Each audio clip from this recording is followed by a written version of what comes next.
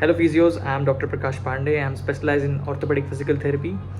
आप सबने मुझे बहुत सारे टेक्स्ट किए थे, बहुत सारे मैसेजेस किए थे इंस्टाग्राम पे एंड व्हाट्सएप पे भी कि सर हमें कौन कौन से कोर्सेज में एक्चुअली इन्वेस्ट करना चाहिए and what are the courses और workshop certifications that are actually worth it in the upcoming future. And at the same time हमें कौन कौन से कोर्सेज में इन्वेस्ट करना चाहिए एंड कौन कौन से कोर्सेज में हमें इन्वेस्ट नहीं करना चाहिए, because there are many courses that you can still learn from the books itself, does not require any certification to practise. So this video is all about these topics. So मैं बहुत ही brief में बात करूँगा, बहुत ही cut to cut बात करूँगा। So without any further delay, the first course that I am going to talk about is your K-TAPE. So K-TAPE is a very good course. You must consider K-TAPE for your practice. Now it will help you to improve your skill set. आपके patient recovery में help करता है। किसके लिए है कोर्स? People who are from ortho backgrounds, from sports background. अगर आप स्पोर्ट्स टीम के साथ काम करते हो, it is a very good course to consider. At the same time अगर एक BPT प्रोफेशनल हो, सो आपको भी K-TAPE आना चाहिए, because sometimes you need K-TAPing for your facial muscles. Okay, अगर आप बेल्स पाल्सी के साथ डील कर रहे हो, आपको ऑर्थो के केसेस में, स्पोर्ट्स के केसेस में बहुत हेल्प करेगा। Okay, so K-TAPE is a must do course. But do you need actually to spend 5,000 to 6,000 for K-TAPing? No. अगर आपको 3 से 4 की प्रिंसिपल्स पता हैं K-TAPE के, so then you can master this technique. In fact doctor Kenzo Kase, the person who started the K-TAPing, he has written his own book. उन्होंने अपनी खुद की बुक लिखी है in which he has explained every technique, every joint, every muscle, how to tape. अगर आपको ये 4 principles आते हैं K-TAPE के बारे में, you can tape any joint, any muscle without any hesitation and you will get your wonderful results. Even I have work with many national teams, बहुत सारे स्पोर्ट्स टीम के साथ भी मैंने काम किया है। Till date I have not taken any K-TAPE certification, but still I practise it. Okay, and I am getting good results. देखो बहुत अच्छे रिजल्ट्स आते हैं K-TAPE से, because I have mastered the technique with understanding the key principles. So अगर आपको की principal पता है कि कहाँ से कहाँ आपको टेप करना है, कौन से केसेस में आपको टेप करना है एंड कौन से केसेस में टेप नहीं करना, I am talking about the indication and contraindication. So you can tape any muscle, any joint with 100% proficiency. Okay, जो सेकंड कोर्स है हमारे लिस्ट में, that is about manual therapy. Now manual therapy is a very gold standard technique और certification that you must take. Again, this is for ortho people, this is for sports people who have done your MPT in sports or MPT in ortho. At the same time, again, if you are a BPT professional, आपको भी manual therapy आनी चाहिए, because manual therapy has shown greater results in case of joint restriction में, आपके joint mobility में। अगर आप post operative cases को देख रहे हो, सो इन केसेस में आपको बहुत अच्छे रिजल्ट्स मिलेंगे। Now manual therapy can include your Mulligan concept, Maitland concept, Kaltenborn.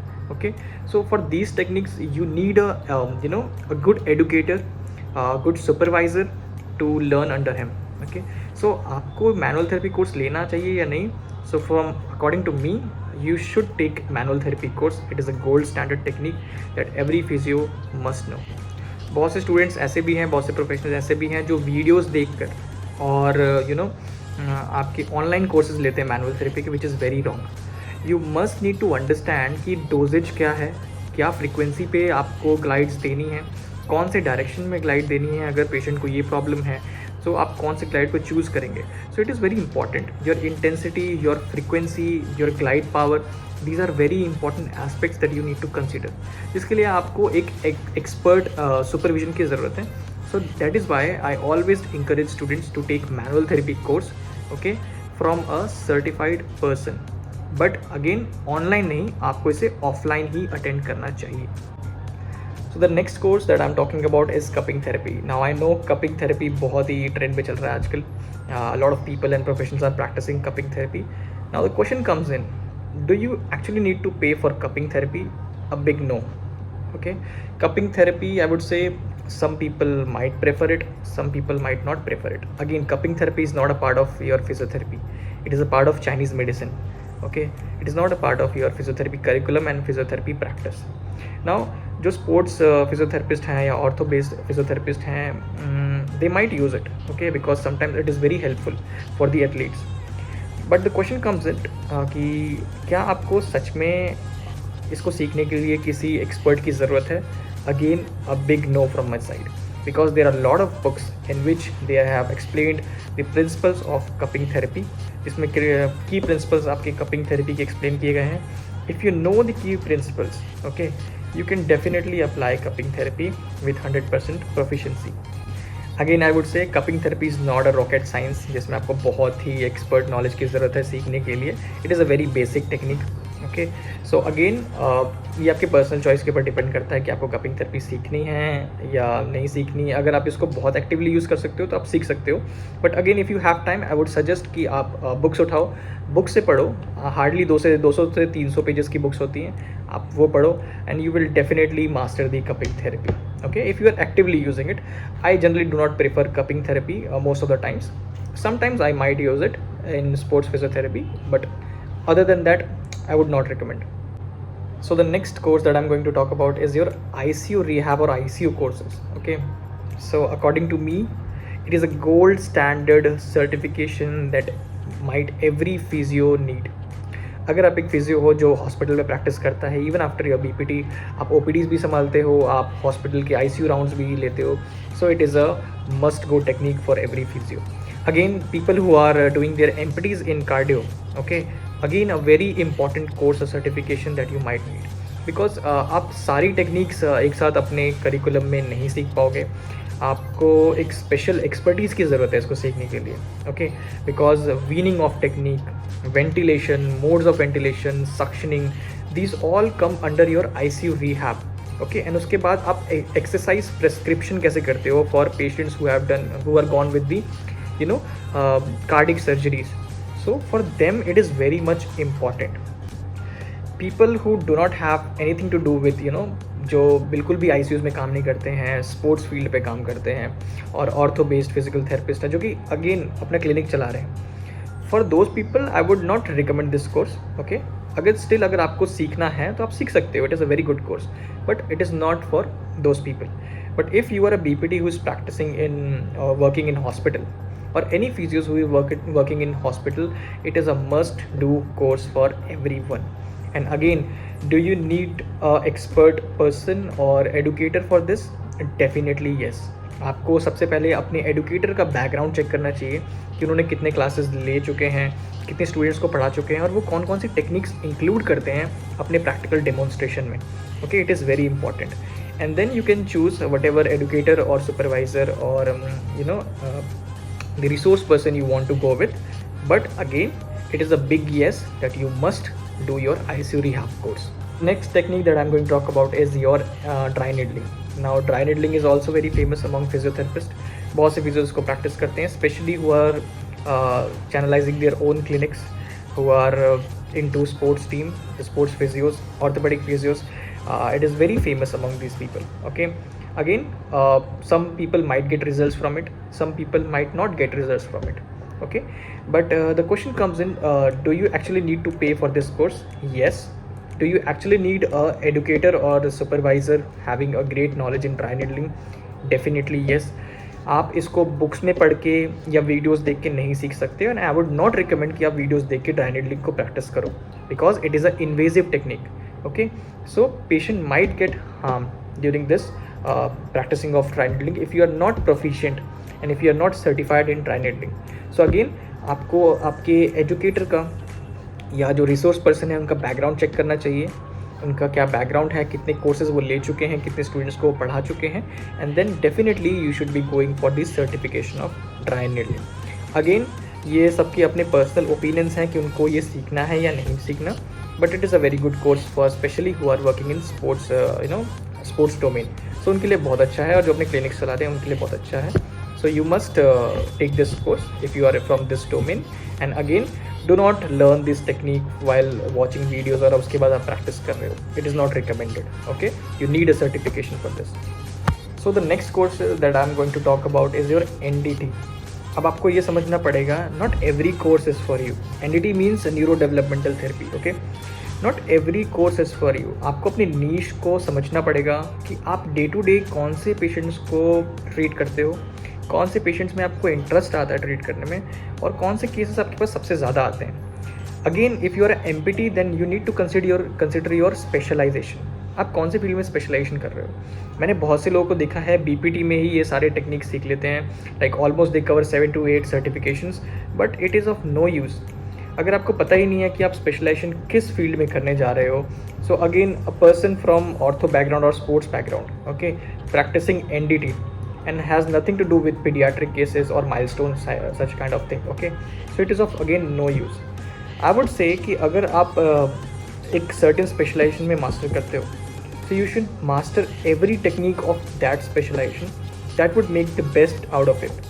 Okay, एक बेस्ट फिजियोथेरेपिस्ट की जो एस्पेक्ट्स होते हैं वो यही होते हैं कि आप अपने डोमेन को, अपने नीश को समझते हो, and in that field you are the best. Okay, because sometimes मेरे पास कोई केसेस आते हैं जो कि न्यूरो डेवलपमेंटल माइलस्टोन्स के होते हैं. Okay, so I generally refer them to my fellow colleagues because I may not be the correct person to treat that kind of patient. I know my limits. Okay, मैं कौन सी चीज़ में best हूँ, like manual therapy, okay, again assessment, diagnosis, इन चीज़ों में मैं best हूँ. और जो ऑर्थो बेस्ड और स्पोर्ट्स बेस्ड पेशेंट्स हैं उनको मैं डेफिनेटली बहुत अच्छे से ट्रीट कर सकता हूँ because I know the techniques of it. Okay, I have not spend enough time neuro sciences में और न्यूरो की सर्टिफिकेशंस में और कोर्सेज में. That is why I might not be the exact person जिसके पास ये केसेस आने चाहिए. So again you need to understand your niche. Now again, let us talk about the NDT. NDT is a gold standard course for people who are treating pediatric cases, neuro cases, and the people who are doing their masters in neurology. Okay, so आपके लिए बहुत important course है. Do you actually need a expert or educator for this certification? Definitely yes. आपको किसी supervised person के अंदर ही ये course करना चाहिए, आपको उनके अंदर ही सीखना चाहिए. आप वीडियोस देख के और बुक्स पढ़ के इसको उतने अच्छे से नहीं समझ पाओगे जितना आप प्रैक्टिकल एक्सपोजर से सीख पाओगे. So it is a must do course for every physiotherapist who is dealing with the neuro cases. Okay, next course that I am going to talk about is your BFR, that is blood flow restriction technique. और कोई भी course अगर मुझसे छूट गया है या कोई भी सर्टिफिकेशन मुझसे छूट जाता है तो please do let me know in the comment section कि मैं पार्ट 2 में कौन कौन से कोर्सेज को इंक्लूड करूँ. एंड अगर आपको कोई स्टडी मटेरियल चाहिए तो again you can let me know in the comment section. Now we are coming towards the BFR.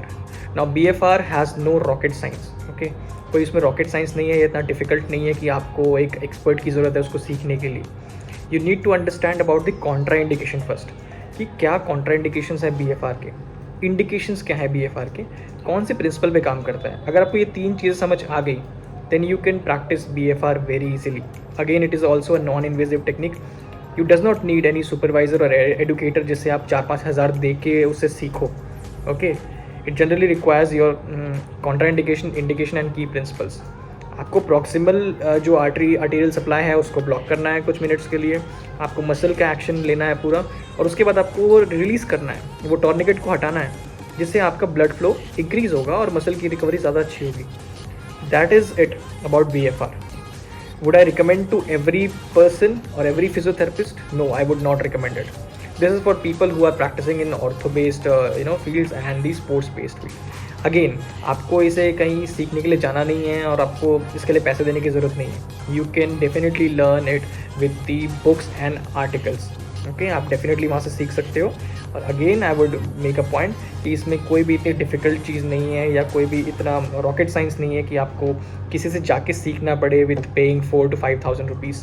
Okay, so definitely a no from my side अगर आप उन डोमेन्स में काम नहीं करते हो तो BFR के.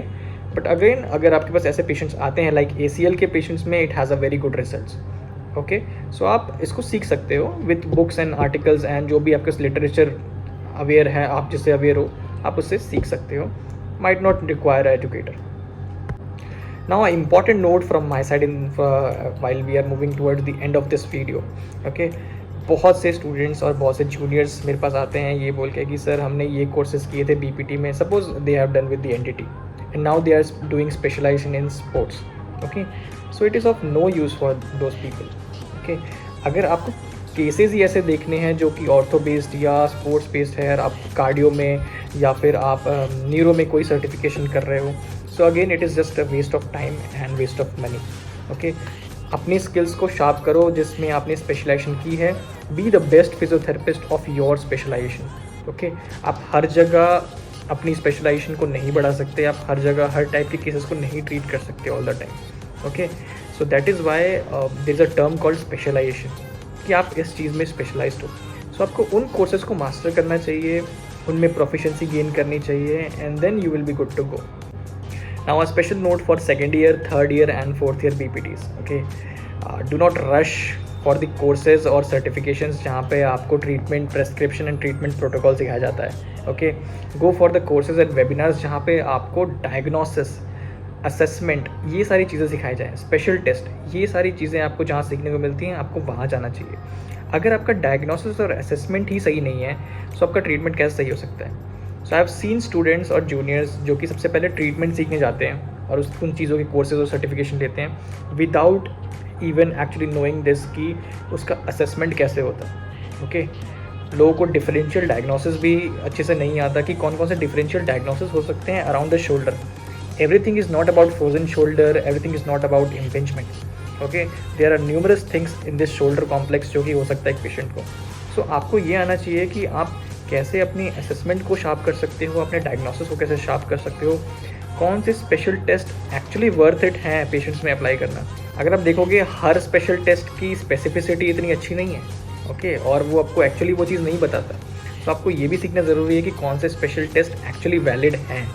Okay, so for second year, third year and fourth year BPTs, go for the courses who teach you about the assessment, who teach you about the diagnosis.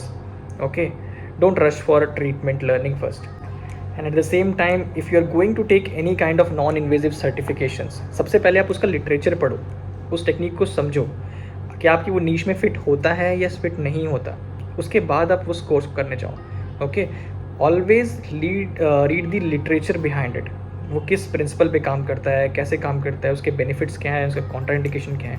When you have a generalize idea about these courses, then if you are going to take these kind of courses, that will help you in the long run. Okay, and that will help you to understand it better. Thank you for watching this video. If you want some more videos like this and if you want the second part, do let me know what are the courses I should include. Let me know in the comment section and do follow Physio Alchemy for more such content. Thank you.